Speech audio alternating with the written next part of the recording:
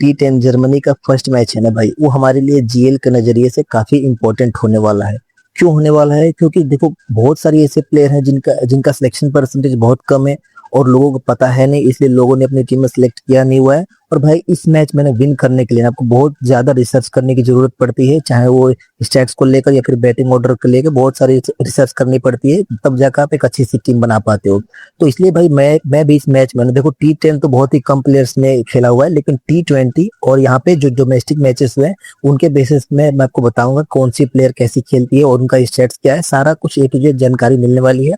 और इस मैच में जीएल का हमारा काफी फोकस रहने वाला है, क्योंकि प्लेयर जिसका सिलेक्शन परसेंटेज काफी ज्यादा है, पर और बहुत सारे ऐसे प्लेयर जो है नहीं किसी काम के, और वहीं पे ऐसे भी प्लेयर है जिनका सिलेक्शन परसेंटेज बहुत कम है, 2 या 4% है, वो बहुत ही काम की होने वाली है। तो इसलिए इस मैच में जीएल का फोकस हमारा ज्यादा रहेगा। स्मॉल लीग की टीम में हम उतना इन्वेस्ट नहीं करने वाले हैं, क्योंकि भाई देखो स्मॉल लीग की टीम में ना भाई ये रिस्क रहता है कि पहला मैच है तो बैटिंग ऑर्डर का कुछ पता है नहीं, तो मतलब बहुत सारी प्लेयर ऐसे जिनका बैटिंग ऑर्डर पता नहीं है, और कभी भी ऊपर नीचे बैटिंग ऑर्डर हो सकता है। तो इसके लिए स्मॉल लीग में थोड़ा सा कम इन्वेस्ट करेंगे और जीएल में हम इन्वेस्ट करने वाले हैं और अच्छी खासी रैंक लेके आएंगे। तो भाई इस वीडियो में इस मैच से जुड़ी सारी जानकारी आपको देने वाला हूँ, जैसे भी कौन सी प्लेयर चलेगी, कौन सी प्लेयर फ्लॉप होगी, किसे रखना है, किसे ड्रॉप करना है, कैप्टन वाइस कैप्टन किसे बनाना है, स्मॉल लीग के प्लेयर्स के बारे में, जीएल के प्लेयर्स के बारे में ए टू जेड सारी जानकारी यहाँ पे देने वाला हूँ। पूरी तरीके से वीडियो को देख लेना और कोशिश करना अपनी टीम खुद से बनाने की। अगर अपनी टीम नहीं बना पाओगे, आपको चाहिए कि बनी बनाई टीम मिल जाए, तो क्या कर सकते हो, फाइनल टीम मैं अपने टेलीग्राम के चैनल पे देता हूँ, जिस टेलीग्राम चैनल का लिंक मैंने डिस्क्रिप्शन बॉक्स में दिया हुआ है। तो लिंक पर जस्ट क्लिक करना है और दूसरे टेलीग्राम चैनल से ज्वाइन हो जाना है। उसके अलावा भाई पिन कमेंट में भी मैंने आपको टेलीग्राम चैनल का लिंक दिया हुआ है, तो वहां से भी जाकर आप ज्वाइन कर सकते हो। उसके अलावा भाई एक लाइक जरूर कर देना है और प्लीज भाई चैनल को भी अपने सब्सक्राइब कर देना है। तो चलो अब मैच के ऊपर आते हैं। देखो अगर मैच की बात करूँ ना भाई, तो मैच नंबर पहला है। मैच टाइमिंग की बात करूँ तो देखो 12:30 पे ये मैच स्टार्ट होने वाला है। टूर्नामेंट का पहला मैच है भाई, और यहाँ पे सेम वेन्यू रहने वाली। देखो जो मेंस वाले मैच है ना, स्पोर्ट्स क्लब क्रेफील्ड में मैच हो रहा है, तो वो वुमेन्स वाले भी इसी वेन्यू पे होने वाला है मैच। तो वुमेन्स के मैच है तो भाई निश्चित तौर पे है कि वुमेन्स का स्कोरिंग कम होगा। तो अगर मेंस में देखा जाए तो 120 के आसपास का एवरेज स्कोर रहता है, तो वुमेन्स के मैच में आप ये मानकर चलना 80 से 90 रन का स्कोर यहाँ पे हो सकता है। तो फिर भी भाई देखो वुमेन्स का मैच है ना, तो वुमेन्स में तो आपने पेसर्स और स्पिनर्स पे ज्यादा फोकस नहीं करना है, मैं आपको बता रहा हूँ क्या करना है। टॉप ऑर्डर की बल्लेबाज लेना अपनी टीम में, उसके अलावा ऑलराउंडर्स को लेना है और इस पे स्पिनर्स में ज्यादा फोकस करना है। स्पिनर्स को हिट करने के चक्कर में ना बल्लेबाज अपना विकेट गवाते हैं, तो इसलिए स्पिनर्स पे ज्यादा फोकस करना है। तो ये चीजें को फॉलो करना है।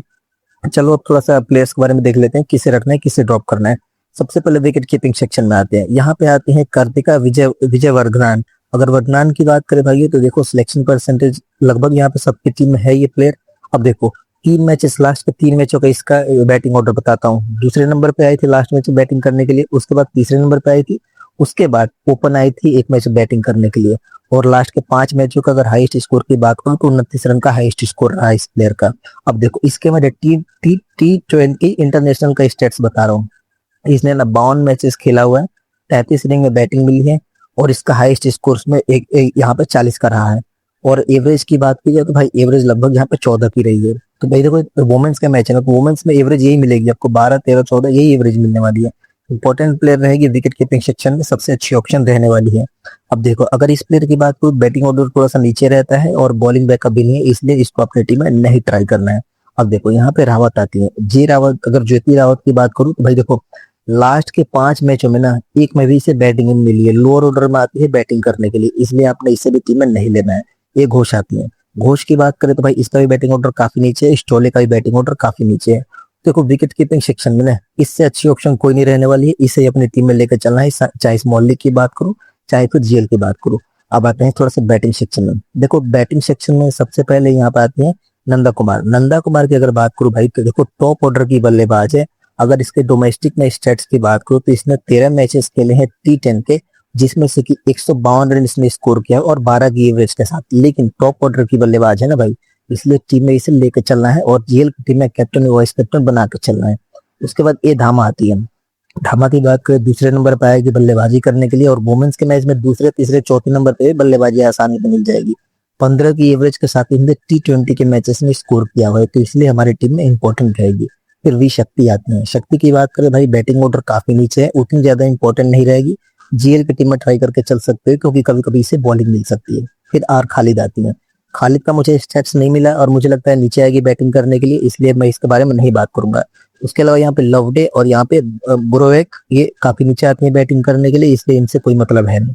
तो बैटिंग सेक्शन मैंने आपको बता दिया। फिर आते हैं ऑलराउंडर सेक्शन में। देखो ऑलराउंडर सेक्शन में सबसे पहले यहाँ पे आती हूँ।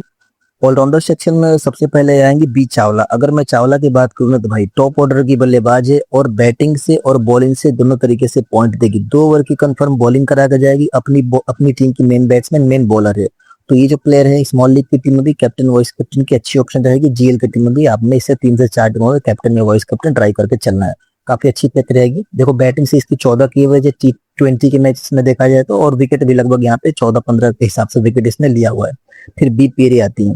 अब देखो जिस तरीके से बी चावला इंपॉर्टेंट प्लेयर है उसी तरीके से बी पेरे भी इंपॉर्टेंट रहेगी। ओपन आएगी बैटिंग करने के लिए, मतलब कि पूरी की पूरी बैटिंग मिलने वाली है। प्लस ये प्लेयर बॉलिंग भी करेगी। बैटिंग और बॉलिंग से दोनों तरीके से पॉइंट देगी। और लास्ट के 5 मैचों में इसका हाईएस्ट स्कोर यहाँ पे 32 का रहा है। तो इंपॉर्टेंट प्लेयर रहेगी, कभी भी आपको बहुत सारा पॉइंट देके जा सकती है। तो इसलिए ये प्लेयर कैप्टन वाइस कैप्टन की अच्छी ऑप्शन रहेगी। फिर यहाँ पे आती है के केरमेर। केरमेर की बात करें सिलेक्शन परसेंटेज देख सकते हो, तीसरे नंबर पर आएगी बल्लेबाजी करने के लिए। अगर मैं इसके स्टेट्स की बात करूँ तो 15 की एवरेज के साथ इसने स्कोर किया हुआ है। फर्स्ट इनिंग में बैटिंग आती है तो भी इंपॉर्टेंट रहेगी, सेकंड इनिंग में बैटिंग आती है तो ही इंपॉर्टेंट रहेगी।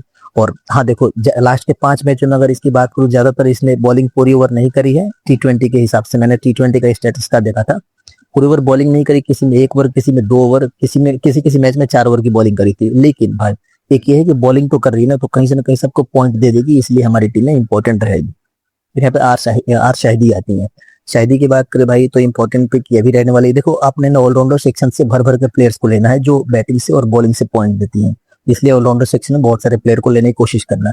शाहिदी की बात करें भाई सिलेक्शन परसेंटेज देख सकते हो, लगभग सबकी टीम में ये प्लेयर होने वाली है। इंपॉर्टेंट पिक रहेगी। 2 ओवर की बॉलिंग कंफर्म करा के चलेगी। BWU की ओर से मेन बॉलर है। 2 ओवर की बॉलिंग कराएगी। 1 ओवर हो सकता है स्टार्टिंग में कराए, 1 ओवर कराए डेथ ओवर्स में। तो यहाँ पे ये भी प्लेयर इंपॉर्टेंट रहेगी। बैटिंग से 14 की एवरेज है और यहाँ पे 13 मैचों में इसने 9 विकेट्स भी लिया हुआ है। T20 के हिसाब से देखा जाए तो T10 का तभी तक इसने मैच भी नहीं खेला हुआ है, तो इसलिए हमारी टीम में इंपॉर्टेंट रहेगी।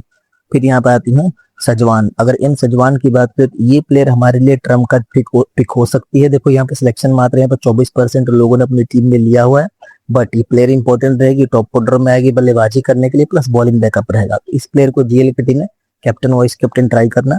स्मॉल लीग की टीम है, आप चाहो तो इस as a trump card player try करके चल सकते हो। अब देखो यहाँ पे जो नेक्स्ट प्लेयर आएंगी प्लानिर की बात कर भाई, मुझे इसका स्टैट्स नहीं मिला, सिर्फ बैटिंग ऑर्डर पता चल पाया है। 1-2 मैच मैंने पुराने जो स्कोर कार्ड उठा कर देखा था, बैटिंग ऑर्डर पता चला है। दूसरे या तीसरे नंबर पर आएगी बल्लेबाजी करने के लिए, मिडिल ऑर्डर में आएगी बैटिंग करने के लिए, लेकिन मुझे पूरा स्टैट्स का नहीं मिला। अगर ये प्लेयर खेलेगी तो मैं आपको कहीं से ना कहीं से ला के दे दूंगा। ब्रोडिन की बात करें, अब देखो ब्रोडिन की बात करूँ ना भाई, ये भी प्लेयर टॉप ऑर्डर की बल्लेबाजी। सिलेक्शन देख सकते हो 14% से भी कम सिलेक्शन है। इंपॉर्टेंट प्लेयर रहने वाली है, बॉलिंग भी करेगी बैटिंग भी करेगी, तो इंपॉर्टेंट रहेगी। जीएल की टीम में इस प्लेयर को कैप्टन वाइस कैप्टन ट्राई करके चल सकते हो। स्मॉल लीग की टीम में भी as a trump card player try करके अपनी टीम में चल सकते हो। अब थोड़ा बॉलिंग सेक्शन में आते हैं। अब देखो बॉलिंग सेक्शन में सबसे पहले यहाँ पे आएंगी बेरिस्फोर्ड की बात करें सिलेक्शन परसेंटेज देख सकते हो, मेन बॉलर है अपनी टीम की। 2 ओवर की कंफर्म बॉलिंग करेगी, विकेट टेकर प्लेयर है। 9 मैचेस T20 के खेले जिसमें से 13 विकेट इसने चटकाया है और लगभग हर एक मैच में इसने पूरी की पूरी ओवर बॉलिंग करके। T10 में भी इंपॉर्टेंट प्लेयर रहने वाली, हो सकता है अपनी टीम में डेथ कोर्स में बॉलिंग करे, तो इसलिए हमारी टीम में काफी ज्यादा इंपॉर्टेंट रहेगी।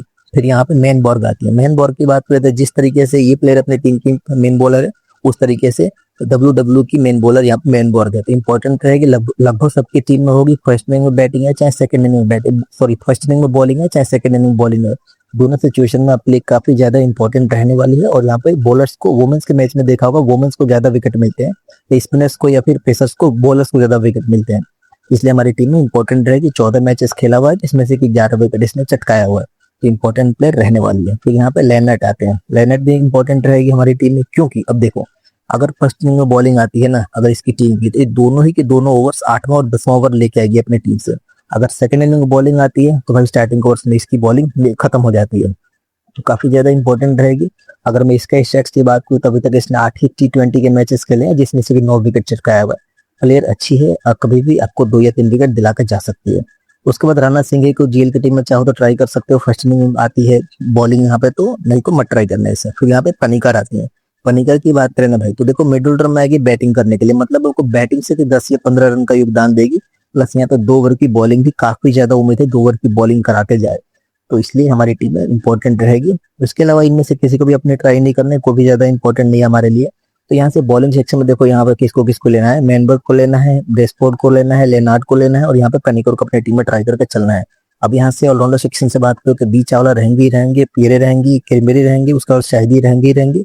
और यहाँ पे इसके अलावा भाई देखो, यहाँ से ब्रॉडिन को भी अपनी टीम में लेके चलूंगा, ब्रॉडिन को भी अपनी टीम में लेकर चलने वाला है, क्योंकि यहाँ पे टॉप ऑर्डर की बल्लेबाज है और यहाँ पे बॉलिंग भी कराएगी। इसके अलावा यहाँ पे और भी इंपॉर्टेंट है जीएल के लिए प्लानिट, और यहाँ पे प्लानिट का तो शायद मुझे स्टैट से नहीं मिला, यहाँ पे सजवान भी इंपॉर्टेंट हो सकती है जीएल की टीम के लिए।